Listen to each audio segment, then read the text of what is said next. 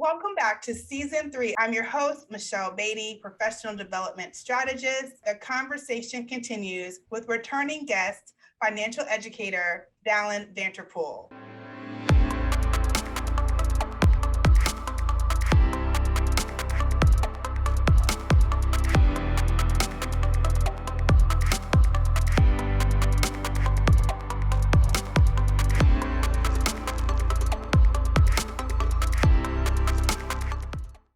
Dalan, welcome to the Career Tipper podcast. Hey, Michelle. Thank you so much for having me back on the show. I'm always glad to be here sharing with the awesome folks at Career Tipper. So please tell the listeners about yourself and the work that you do.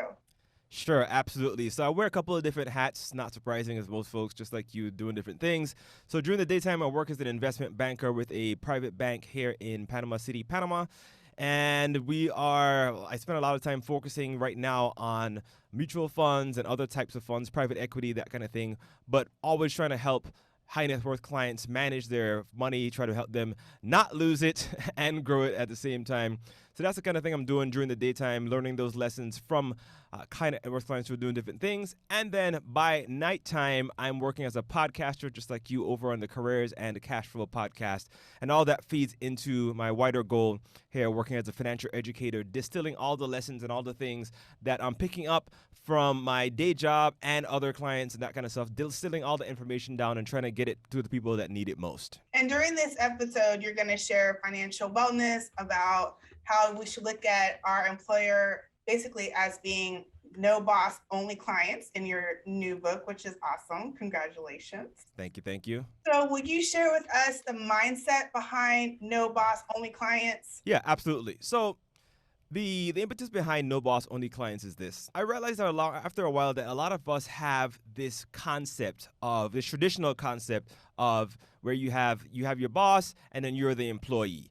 And it sets up this kind of power structure where you are so much of a passive participant in your career path. You're a passive participant in your income. You're a passive participant in everything that you're doing. You're just sitting there and you're taking instructions, right? Because you feel like you have to be in the situation. You don't have choices. You can't raise a voice. You don't have much agency in what you're doing career-wise, income-wise, and that kind of thing. And it dawned on me that there's a way to shift this that can be extremely powerful, and that is by changing the idea, forgetting the idea that the person that is paying you money to do a job is your boss. Anybody that's paying you money to do a job, everybody that's in the stream of events, the path of things that gets you paid is not your boss. They are your client, right? They're your client. Now, that seems like just a philosophical shift to some people. Some people might say, oh, that's just a little mind trick. But, just stay with me here for a second. When you start thinking about it that way and saying, this is not my boss, this is my client, it changes the power dynamic immediately. Why? Because now you have the power now to say how you want things to be done. And I'm not talking about marching into somebody's office all arrogant and cocky. No, that's not what we're talking about here. But we are talking about taking a more active role in what you're trying to do. And saying, look, you don't have to stay at this client, right? I didn't say at this job. You don't have to stay with this client forever, right? You go in and you set the terms that you want to work on. You set the things that you want to accomplish. And it's not a one-sided conversation, but you're agreeing on the things that you want to get accomplished. And this is just like when you're working with any other client. They come in and they say, look, what is the problem that you have? And here is how I'm going to solve it.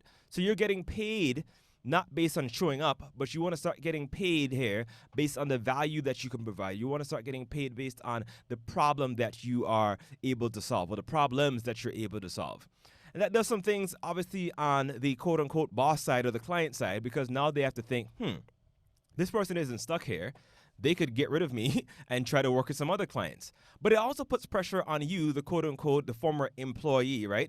It puts pressure on you as well, because now you can't just slack off and say, well, I'm just going to show up here and scroll through Instagram all day and then hope to get paid. No, because this is your client. You came to serve your client, right? And you're getting paid for results. You're getting paid for value. So your mind also has to shift into a value mindset where you're trying as best as you can. You're trying to make sure you deliver on what you're trying to accomplish, and you're solving problems that matter to the client. And that's the important part, solving problems that actually matter to the client, because a lot of us come in and we're solving all kinds of things, but these are not the things that matter the most. And that, again, impacts how much people are willing to pay us. So No Boss Only Clients walks through that mindset, and it takes the readers, takes you through a process of first conditioning your mind to understand that concept, and then we move from just how to build up your career, and we end off here at the end, or we climax, I should say, with how to actually start making more money. And that involves not necessarily quitting and becoming an entrepreneur like everybody might say on Instagram right now. I know that's in vogue. Everybody needs to become a hashtag entrepreneur, hashtag grind, hashtag no sleep. Yeah, I get that, but I think there's also a way to leverage our careers very strongly and also do some entrepreneurial or freelancing kind of things so we can get that income popping. Well, it's definitely a skill to navigate all of that, understanding the mindset, understanding the execution, and also how to think strategically to make that be a great addition that fuels our financial wellness, which you have talked about every time that you've been a guest on the podcast. And you're on your third visit. So each time your financial wellness game just continues to strengthen. And I think every time you're on this show, it's just always great added value, which is why I want to talk about generating income, because each time it's like a whole nother nugget. And we're navigating the pandemic, and you've launched this book. And I just want to know, like, you talk about the different strategies, and there's one in there's like 5 strategies that you have that you discuss about developing income. And one of them just totally cracked me up, and it's cows aren't always sexy. So I would love for you to share the why behind the different strategies. Why did you pick 5? Why aren't cows always sexy? And why we should just accept that truth.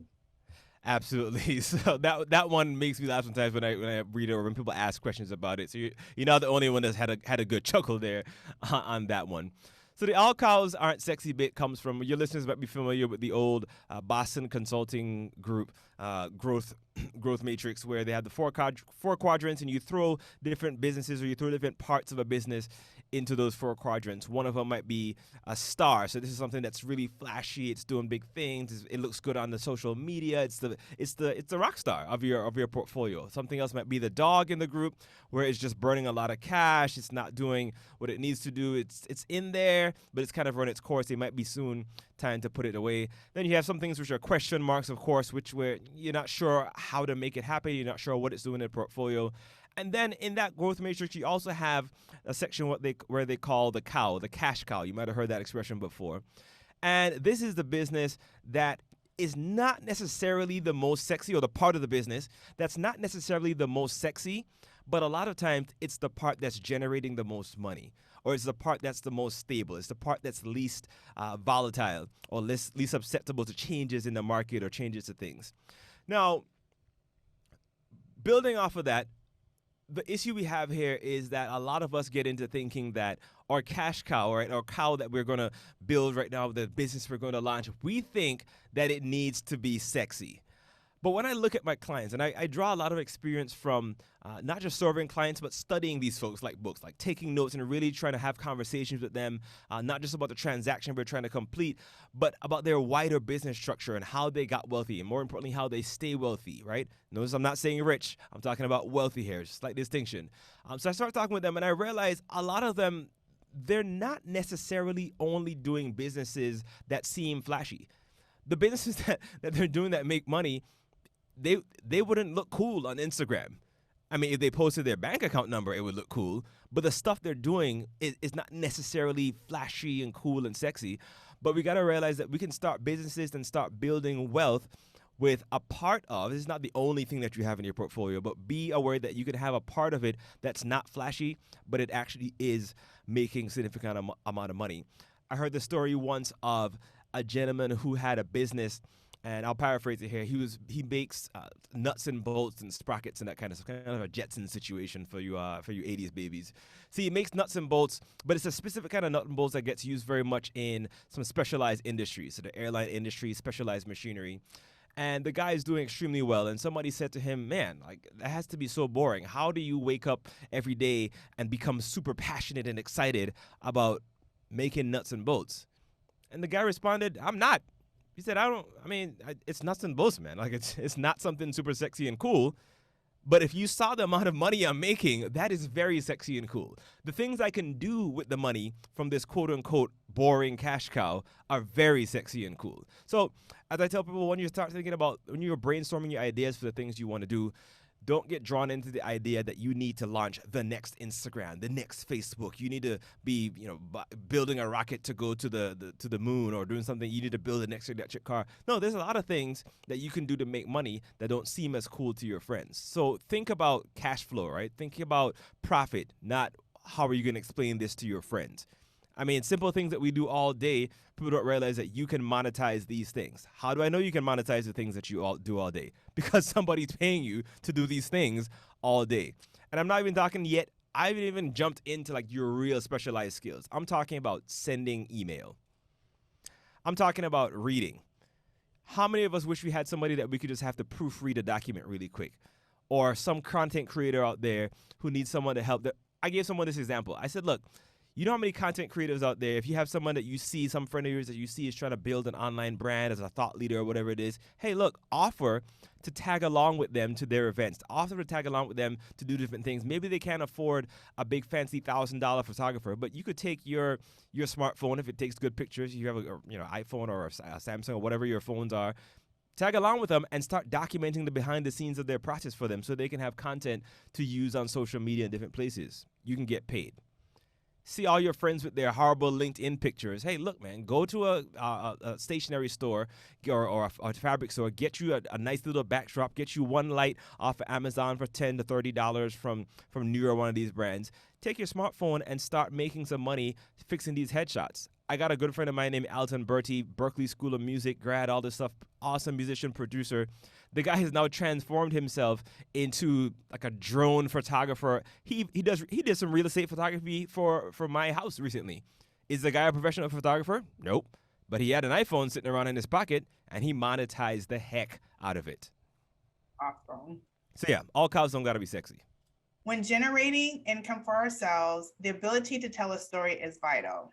We have to make it clear, concise, make it attractive. People want to hear it. And my listeners' top 3 age demographics is 28 to 34, 35 to 44, and 45 to 59. So since each demographic will be at different stages of their career, what are specific differentiating storytelling tips that they should keep in mind when promoting their skills to help position them to increase their salary? For whatever reason, other opportunities, income opportunities, being able to be invited to have a seat at certain tables. What is your insight and advice for that? Yeah, absolutely, and that's a great question, because the story and the types of stories we tell and the way we tell the story is obviously going to vary depending on which phase we're in there. So I'll roll with your categories there, your buckets, so to speak. So the young folks, the 28 to 34s, I won't say exactly which bucket I fall in. I'm somewhere in there between 1 and 2. I think my soul is in like bucket number 3 up there with the 45s. But anyway, the young folks, the quote-unquote young folks, as you come in and you're talking about a 28 to 34-year-old person, the expectation here, as I'm interpreting it at least, is that this is not necessarily your first job. You didn't just get out of college here. You've been in the mix a little bit. Now you're starting to find your stride. You at least figured out, if you haven't figured out what you want to do, you're at least getting a sense of what you definitely do not want to be doing, right? So when you come in and you're telling your story and you're telling how you want to make things happen, what you're focusing on in this kind of younger-ish, I say younger because you're not a baby, but you're younger in this section here, these definitions, is you have on your side time and innovation, right? You are on the pulse of what's happening. You might be aware of new technologies that are going on, and you might be picking up different things just from the types of content that you are consuming all the time. You might be having more conversations. You might be in a more social part of your life where you're interacting with more people. So you're aware not just of what your general interests are, but you're aware of what other people are thinking about, the kinds of questions that they're answering. So you have innovation on your side, and you also have time, because you may be, and this is obviously a slight general or great generalization here, but you may have more time available than the person who's a little bit older in the different 2 categories here, which we'll get to in a second. Not that you don't have things to do, not that you don't have a social life, you don't have families and that kind of stuff, but you may be a little bit more flexible with time and have a few more commitments. So you can present yourself as somebody who can put more actual hours and time into making things happen. So that's the story you're pushing. Hey, I'm here. I have the energy. I can put in the work, and I have a good pulse for what's happening in the world. As you jump to the next category here, 35 to 44, I actually love this section, right? This is a good time. Anybody who's in this category, this is your time to become a millionaire, right? This is where you need to start thinking about your serious personal finance strategy between these ages here. Not necessarily that you might not get there by the time you hit 40 or 45 or whatever it is, but I've seen so many people who rock the career the right way during this phase, and they're able to make serious money, build up those 401ks. If you're in the U.S., I always I got to think in two ways, because when you say a 401k to somebody who's not in the U.S., we're like, we don't have any of that stuff, so whatever, all right? But you're building up those retirement plans, and you can do that kind of stuff. So in this section here, you're thinking about expertise and depth. Now, expertise, because you've been doing this stuff since you were in that 28 to 34 time, right? So you can say, look, I'm seeing how this stuff works. I've seen it go badly. I've seen it done well. I've seen the mistakes. We've worked through some different things. And you can help point out to someone who's in that younger age group and say, look, I hear you. We tried it that way before.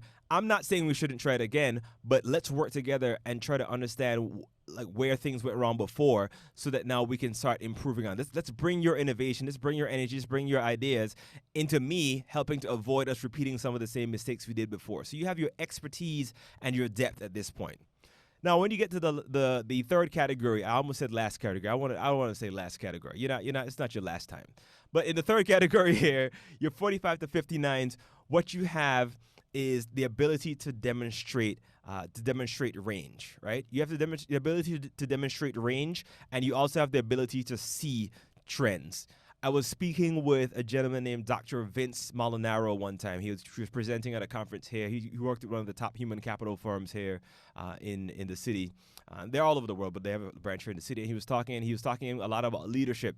And one of the questions I asked him, I said, how do you signal to management that you're ready for a leadership position? How do you graduate, so to speak, from being line staff or a regular employee? How do you get into that how do you jump from that $75,000 paycheck to the six-figure range? How do you get to that 120, 150, 200K range? What is it that you need to do? And one of the things that he said that stuck with me is that you have to do two things. You have to be able to demonstrate to the company that you can see trends, right?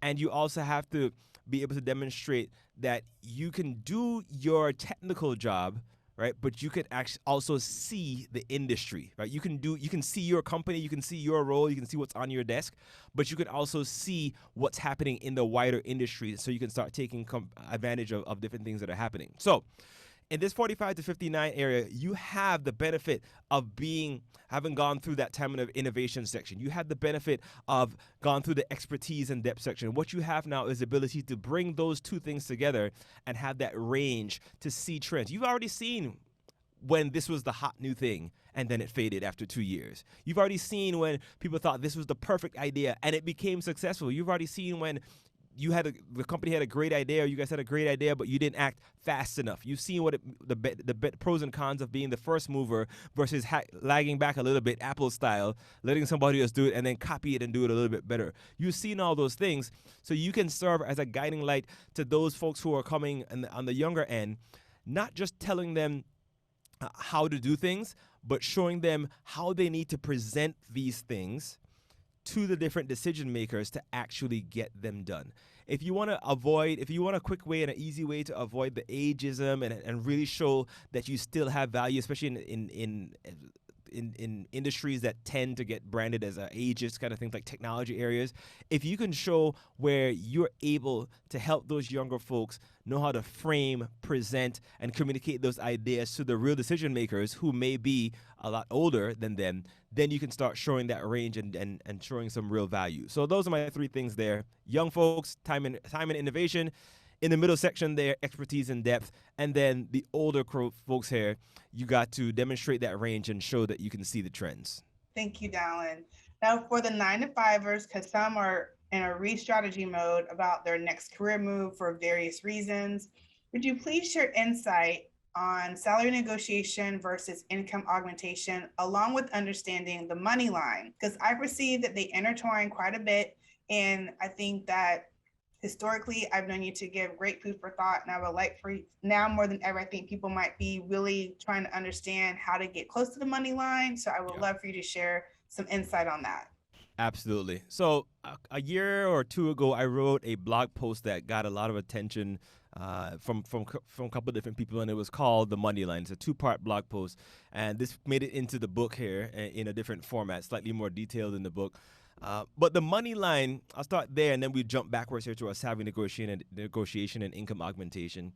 The money line is simply this: in any organization, any company, any business, there is a proverbial manufacturing or assembly line going down. There's a river of money running through it, right? There's a river of money. And all the different things the company is doing, these things are on the left and right of the money line. There's people answering the phone. There's somebody cleaning the floors. There's somebody manufacturing one part of something. There's somebody making calls to get different supplies in. These are all things that are happening, but they're not all in the same proximity to the money line. And what happens is the folks who are on the money line, the closer you get to that money line being the things that are absolutely mission critical to doing one of these three things, to generating money, or saving time, those folks are going to get paid more money. It's just like in the movies, right? The supporting actor is not going to get the same paycheck as the stars. The person who they know can sell the movie by post, like I saw Will Smith recently. He posted the trailer for King Richard, the Serena and Venus Williams' dad thing. The person who, like a guy like Will Smith, who can post that on Instagram and all of a sudden get millions and millions of views, promoting the movie, he's gonna get paid more than the person who's a great actor, but you don't have the ability to push that kind of stuff and promote the show. Right, so he's closer on the money line than the person who's maybe just holding the camera. I mean, you might be the greatest camera guy ever. You're amazing, but you're not as close to the money line as Will Smith, right?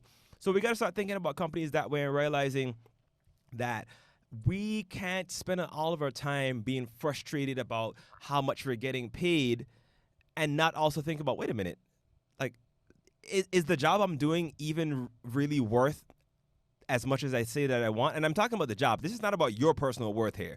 I'm talking, this is the conversation that happens, right? For those of you who never made it into the management level of things when these decisions are being made, this is how the conversation really happens. It's not really about you. It's about, what is this job worth? How much money is this generating? Have you ever stopped and thought about the amount of money that you actually generate for the company, for your client, and then compare that to your salary? Like, are you actually generating $100,000? Are you generating $200,000 so where they can pay your salary and still make a profit? Right? So you want to get on that money line. And if you want more details on it, of course, you can check the blog post on my blog over at dalanv.com/blog, or you can get the book and you'll see it in there as well. So that's the money line. And we want to work on getting ourselves closer to that money line if the goal is that you want to get paid more. Now, that's not everybody. Maybe you don't care to get paid. Maybe you don't care to get and do all this extra work. Because the money line, yes, it comes with the benefits, but it also comes with the increased scrutiny, right? Because you're in the spotlight now. So when you win big, you win big. When you fail big, you fail even bigger. It's going to get noticed. So you have to be willing to put up with that kind of pressure. Now, on the salary negotiation versus income augmentation side, I'll say a couple of brief things about it. Salary negotiation, I'll skip over the typical stuff that people always hear. Go in there and do this and do that and the other. I think we've all heard some of the generic information. One thing I think that gets glossed over a lot of times is the amount of time that this takes. When I hear people talk about salary negotiation, it almost seems like they think it's a 2-week process, like it's a 1-month process. They think it's a couple of email exchanges. They think it's somebody offering you $50K and you go, nope, I went to Glassdoor.com and I'm asking for 51. Like, no, it's not. That's not how it happens in the real world. Salary negotiation is an ongoing process. This can take up to a year, right? This is about you, again, with this no boss, only clients mindset, saying to your client, all right, what are the objectives? All right, if this, then that, right? What would have to be true? This is a question you're discussing here with the client.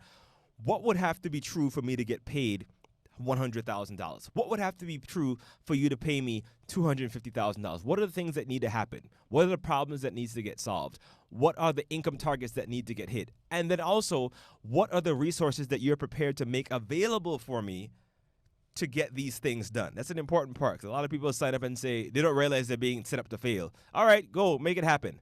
But then halfway through, 6 months down the road, they realize, well, you haven't given me all the support that I need to make it happen, right? So this is a salary negotiation conversation, and that happens at the beginning. Then there are checkpoints along the way. Hey, how are we doing here? Are we good? Are we making progress on this? Are we still on track? Do we need to make any shifts to this? And then possibly 6 months to a year later, then you come back and say, hey, I have my receipts.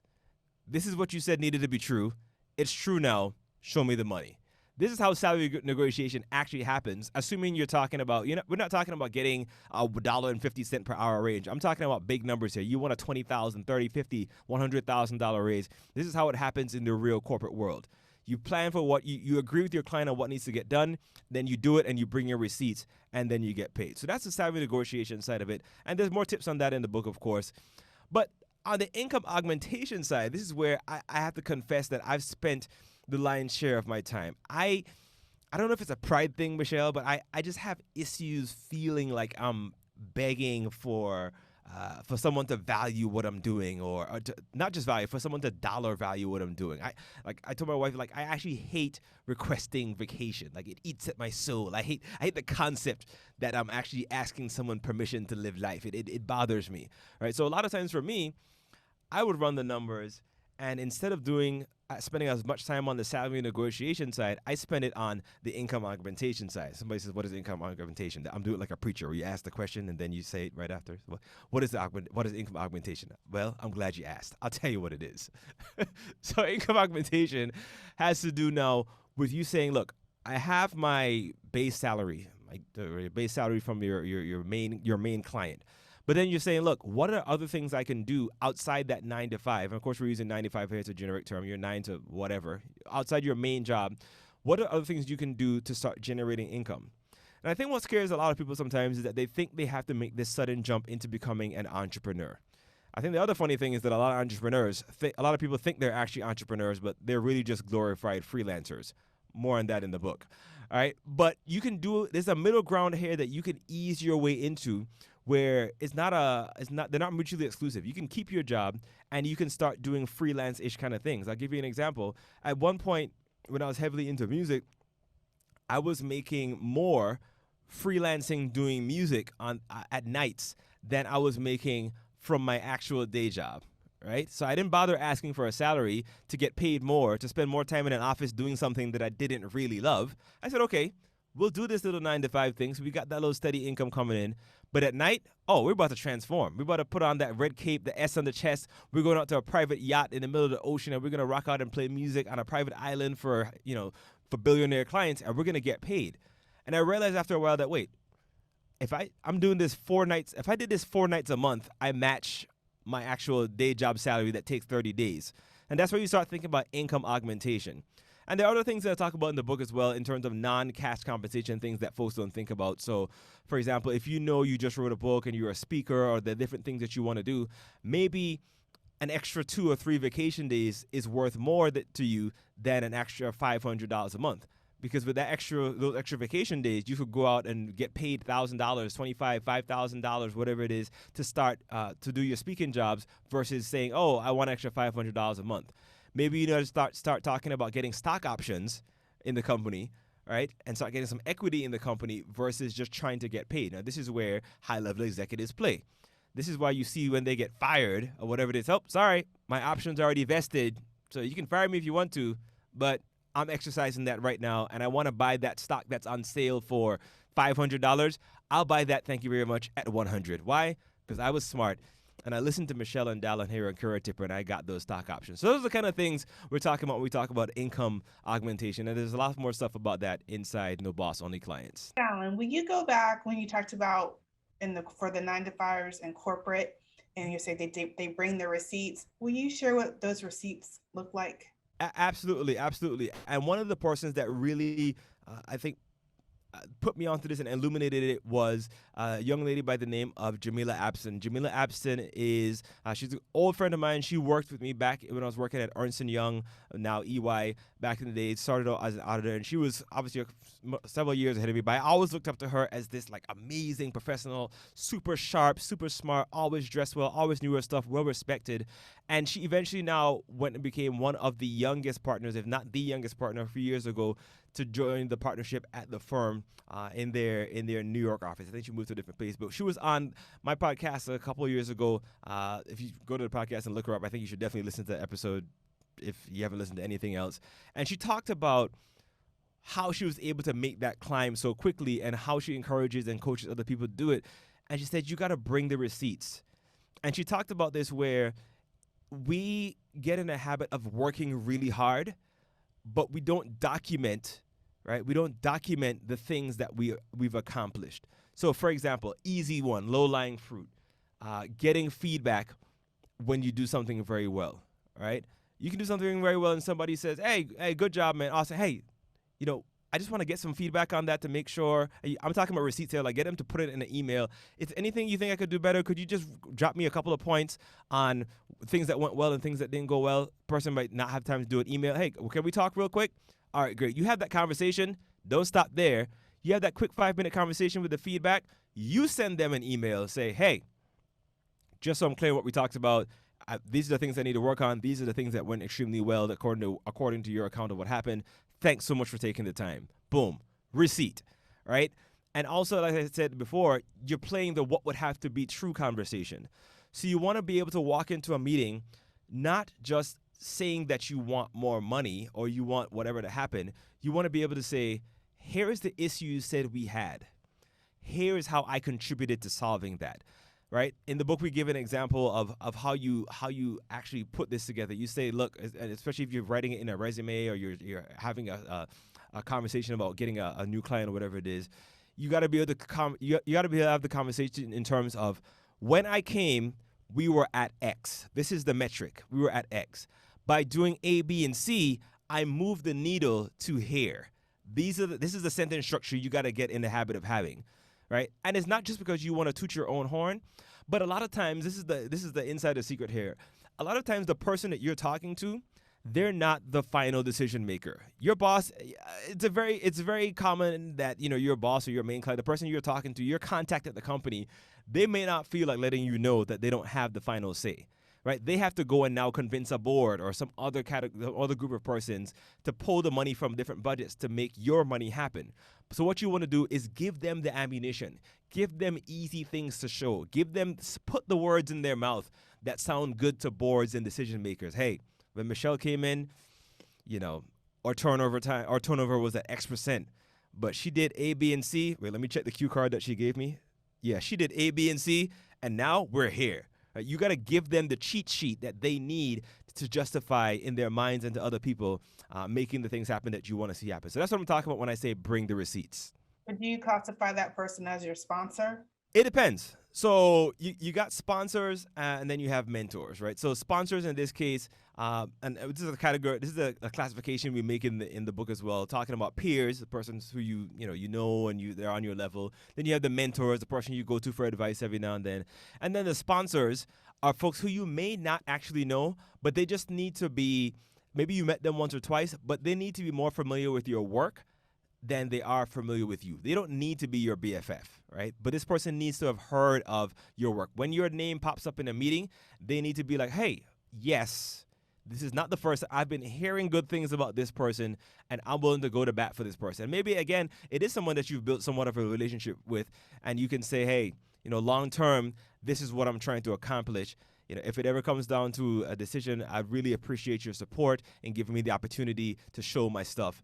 That kind of stuff is what the sponsor is doing. And again, this is not your mentor. This is not your BFF. It's not somebody you're talking to all the time. This may be somebody who's several levels ahead of you, so much so that your success is in no way a threat to what they're trying to accomplish as well. They actually want you to become successful because your success is putting more money in the pot for them as well. So that person could be considered a sponsor. Now, when it comes to savings and investing, one thing you're always referring to, you have to understand or unlock anything that might be in your way. So you can master the skill of financial wellness. You can master the skill of being efficient at what you do, which you've talked about throughout this entire interview.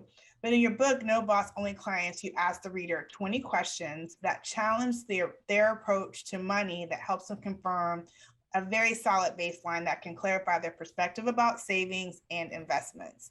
Yeah. Why did you aim, or what do you aim for the reader to unlock, to take away from this activity? Because they might look like, oh, these are just 20 questions, whatever. But there's a method there's a science to it. Yeah. So will you just share more insight on that? Yeah, absolutely. I mean, we won't go through all the different 20 questions here, but what I realized a lot of times is when a client comes in, and this is investment banking world now. So when a client comes in and they want to open an account, or they want to do, whether it's an existing or a new client, they want to make a financial move.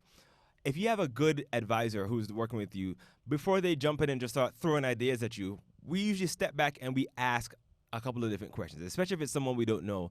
One of the things we might ask is, what's your investment horizon? Like, you say you want to become a millionaire, you want a $500,000, but how fast? Like, we talking like in the next 5 years, 7 years? Like, why are you investing? Is this for just to buy a new car? Your kids were just born, so you need me to figure out how much money you need to put in so it grows in the next 18 years to cover the inflation adjusted rate of their college student. Like, what are we trying to do? So you try to get a radar on what people are thinking about here and what they're really trying to accomplish. With those 20 questions, what it's getting at is this. So many of us don't realize, unless you have friends that are outside the scope of what you normally do or where you grew up, you don't realize that we've been programmed differently. Right? Different people have been programmed different. We've been exposed to drastically different things. And every day I get more and more drastic examples. I mean, I almost wanted to text you this week to give you the story of one of them I had. I have friends of different income levels, right? And they're good people, but it's just things that they consider normal, depending on who you are, can seem so ridiculous. I had one friend this week, and she was talking casually, not trying to gloat at all. She was actually making a joke about a boat that her dad gave to her brothers, right? She had like a couple of brothers, and she said the dad gave it to the brothers, and he gave it a funny name. I won't give the name away just in case somebody traces back to who it is I'm talking about. But the dad gave the boat a very funny name, right? And what the dad did, he gave the funny name as a joke on the brothers, and he gifted the brothers the boat. He gifted them a yacht. So when you talk about the person who has the money, or a person who grew up around a space where people have enough money to gift yachts as jokes versus the person who grew up not seeing the light bill paid or having to work 3 jobs to go through college, those are drastically different experience. It's the programming is I'm trying to find a way to like give how ridiculous it is. The program is drastically different, and you're gonna go through life and you're gonna have different beliefs and attitudes toward money, right? And it's not that one person is good and one person is bad. People get born into different circumstances. What are they gonna do? But you really have to, before you go into this personal finance strategy, you really have to do a kind of self-check here and understand the kind of programming that you have. So we ask questions in there like, what's the number when somebody says a lot of money?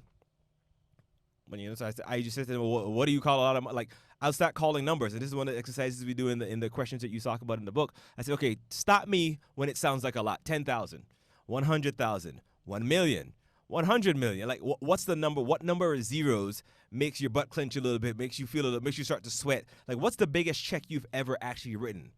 Right? What's the biggest check you've ever actually received? Okay, if you've never written a check with so many zeros to where you like, okay, you know what? I need to get a special check because this can't fit on my little itty bitty checkbook. The bank gave you the poor person checkbook because they didn't expect that you would ever have enough money to write a big check.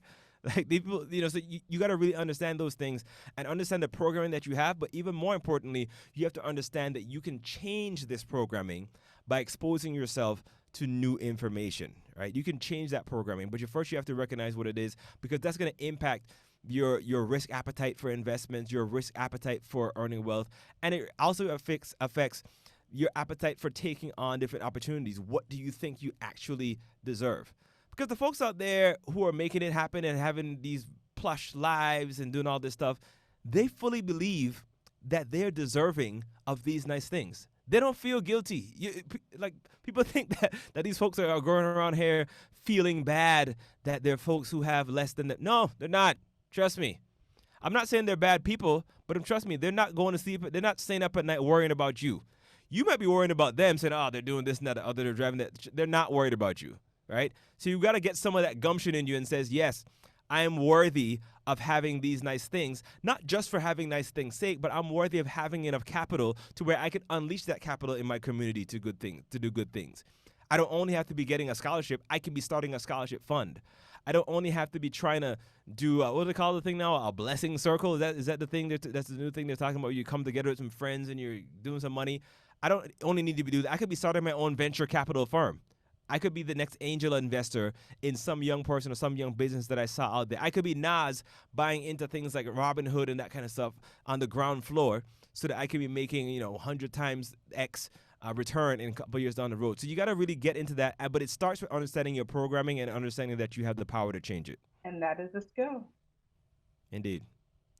Okay, so we always talk about being productive and making sure we're maximizing our time. So what are a couple of your favorite productivity tools? All right. So I have been going in on the Google space. I'm sorry if you're not a Google person. This is my thing that this is where I'm at right now. You just got to deal with it, So if you have a Gmail account or anything like that, I'm big on maximizing the free tools that are out there. And one of them I think that is underutilized is the Google Workspace, like the Google, your Gmail and the calendar and all this stuff, especially the calendar. So I've come to a place in my life, Michelle, where I don't remember stuff. If you're telling me that we're gonna meet sometime, or if I'm telling you that we're good to go for that, and you don't see me looking down at my phone and making that note on my calendar, I am BSing you. I am not planning to show up. It's nonsense. I'm not taking you seriously. But I've been leveraging the Google Calendar very much over the last couple of years now, and really tapping into the power of it. One, from having shared calendars. Two, and shared calendars where you can actually share if you have a group of people that you work with all the time, or if you have family stuff going on, not just having your calendar, but having several calendars and they're color coded and different behaviors in there. So I have a thing where as soon as I put an event on my calendar, it has some default notifications. You can set the default notifications that you want to happen on your Google Calendar. So I drop an event on there, I automatically have reminders 1 month, 1 week, 2 days, 1 hour, and 10 minutes.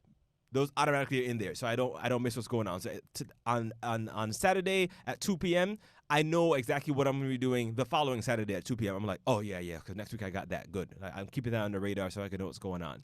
That's one part of it. The other part is the ability, depending on what level of Gmail you have here, to actually share your availability with folks. So you don't have to share specifically what's going on, but you can set at the bottom of the whatever you're putting on your Google Calendar, you can set whether that's free time or busy time. Because you might have something that you're putting on your calendar that is just a reminder that this is happening, but it's not something that you're actively involved in. You're not occupied with it. So you can choose whether that needs to show on your calendar as free or busy. The other thing that you can do inside of that same Google Gmail workspace, I've been using a tool in there now. They have two tools. One is called Tasks. And this is where it's a little check and a plus sign if you look if you have any email open. Oh, I need to do this. Well, what I used to do before is like, okay, I put it somewhere in a to-do list, and then I have to go back and sift through my inbox trying to find the actual thing. No, you hit Task, it actually pulls that email into the to-do. So it's kind of married together. So when you go to say, I want to do this thing, you click and boom, you're back to that email. And the last piece I'll share from it, there's a lot of stuff you can do in there. And Google is not paying me to say this stuff. They should. Yeah, they should do that. But the last piece in there is scheduled sending, right? And this is where you used to have a plugin like Boomerang to do this. But if you're a 9-to-5er and you're trying to get things done at odd hours, you work at night, or you just need to do things differently, you can actually type the email and program a date and time in the future when you want it to be sent, whether it's the next morning or a week or whatever. Or you can also automate these things to be sent on a recurring time. So, for example, just yesterday, I knew I need to get some stuff out and off my plate mentally. So I sent out some emails on a Friday, but I know the person in the country that they're on holiday from Monday to Wednesday. So I said in an email, hey, just sending you this just in case you get to look at it before. No need to take action. I'm going to put an automated reminder so this pops up in your inbox when you get back in the office next Thursday. So I sent them the email, and I automatically sent them, or scheduled to send them, a reply, a reminder to that same email, and that's not going to get sent out till next Thursday morning at 10 a.m. after they've already gone through all the other spam. So that's kind of where I'm at with productivity, using that kind of stuff to take the mental load off of my space, off of my head, to get some bandwidth so I can keep myself organized. Yeah, I need to use a schedule piece a bit You do. more. Yeah, I do. I own it. I own it. I own it. So, what is a prized career lesson that's kept you keeping your stride and your skills recharged? Yeah, so one of the one I'll share, and the first, I've heard this in different versions before, but I want to shout out right now my friend Kanika Tolver. She's the author of Career Rehab. Go ahead and get Kanika's book as well. Kanika Tolver, and one of the things she talks about, and again, I think she put it she puts it in several times in her tweets in the funny ways. You know, date your jobs, don't marry it. Right? Date your job, don't marry it. Don't get so sentimental. You can be committed. You can be passionate about these things, but remember, you're dating, right? You don't want to get to the point prematurely where you're married to these jobs, because one, anything could happen to the actual company. As great as you see that it is, you've seen so many giants fall over the years, big and small, companies that we thought would never disappear. It is possible. And more importantly, you want to make sure you're able to keep your options open and see different places where you can add the most value. So the way I would spin that is, don't get married to your clients, right? In my no boss only clients mindset, don't get so married to your clients that you think that if this client goes away, this is the end of your business. This is the end of you. This is the end of your income, right? You want to always be looking around to see where else you can add value and see who else will value you, if we can use some schmooshy relationship terms here. So that's what it is there. Date your jobs, don't marry them. Well, thank you. Okay, so please share how the listeners and corporations can get in touch with you to work with you. Absolutely. So if anyone's listening, you can always find me on social media, Twitter, Instagram, LinkedIn, all that good stuff. I am at Dalan Vanterpool. That's just my name, DalanVanterpool. And you can also check the website, dalanv.com, if you want to get in touch with me there, or if any corporations or persons are trying to reach out to get some services done, whether it's to have a chat with your staff or anything like that, to go over some things we talked about in the book, all that good stuff. We can always make that happen by sending me an email, dalan@dalanvanterpool.com. And you can find me, Michelle Beatty, at careertipper.com or skillsrecharge.com. Please listen and subscribe to the podcast or watch us on YouTube or your favorite podcast platform. If you enjoyed this episode or any other episode, please leave us a 5-star review and be sure to share it with a fellow goal getter. Thank you so much for joining us. Dalan, thanks for continuing the Skills Recharge conversation. You were part of season 2. You're now part of season 3. So this is fantastic. Thank you so much. And just have a fantastic, what do you say? Have a powerful day?